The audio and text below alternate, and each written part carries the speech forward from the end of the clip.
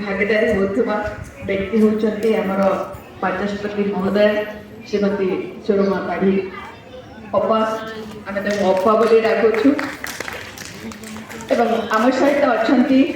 आम समस्त नमस्या आज जहाँ को बेस्ट मदर भाव सम्मानित करा सबुबले तांकर मध्य आशीर्वाद आम सहित रही आम सहित अच्छा समस्त वरेण्य अतिथि मो समस्त नाम नहीं पारुनी कारण समय स्वल्पता रही मंच तले समस्त गुरुजन मोर माँ माने विशेषकर भाई भौणी समस्त आज दिन